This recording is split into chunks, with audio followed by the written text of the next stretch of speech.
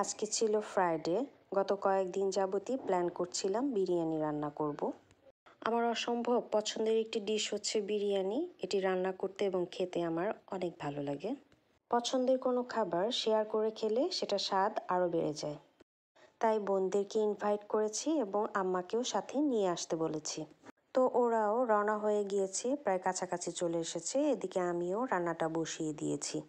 বিরিয়ানি খেতে অনেক টেস্টি, তেমনি এটি রান্না করতেও অনেক ইজি, কিন্তু এর ইনগ্রেডিয়েন্টগুলো অ্যারেঞ্জ করতে অনেক বেশি ঝামেলার। দু একটা ইনগ্রেডিয়েন্ট বাদে আমি প্রায় সবই অ্যারেঞ্জ করে নিয়েছিলাম। সব ইনগ্রেডিয়েন্ট একত্র করে মাংসের সাথে মিক্স করে নিচ্ছিলাম। এদিকে কলিং বেলটা বেজে উঠল। আসসালামু আলাইকুম। ওয়ালাইকুম আসসালাম। আসসালামু আলাইকুম। সবাইকে ওয়েলকাম করে আবারও আমি আমার কাজে লেগে পড়লাম। ভালো করে ম্যারিনেট করে নিচ্ছি মাংসটা। হাফ টিস্পুন চিনি দিয়ে দিচ্ছি মাংসটা ভালোভাবে সেদ্ধ হওয়ার জন্য। এদিকে আমার মেজো বোন আমাকে চাল ধুয়ে দিচ্ছে, একটু হেল্প করছে আর কি। আমি এখানে 1 কেজির মতো সুগন্ধি চিনি গুঁড়া চাল নিয়ে নিয়েছি।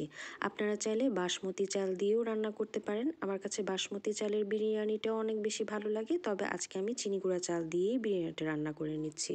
চাল সেদ্ধ করার জন্য আমি চুলায় পানি বসিয়ে দিয়েছি এবং সাথে অ্যাড করে নিয়েছি কিছু গরম মশলা।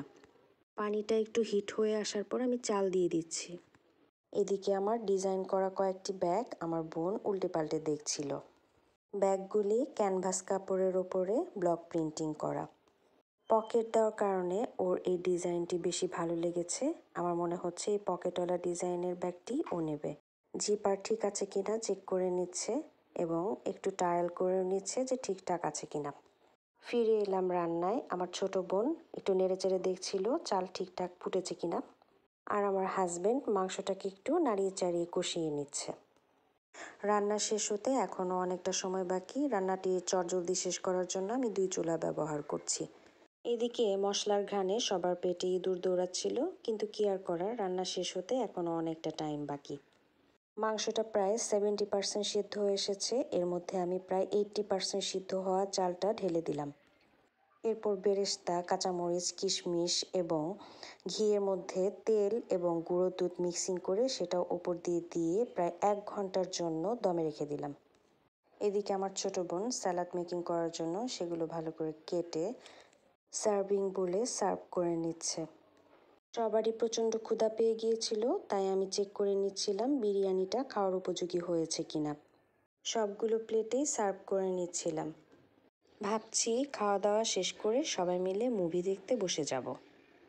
ফ্রাইডেতে ঘুরতেও বের হই আমরা মাঝে মাঝে, তবে আজকে বাসাতেই খুব ভালো লাগছে।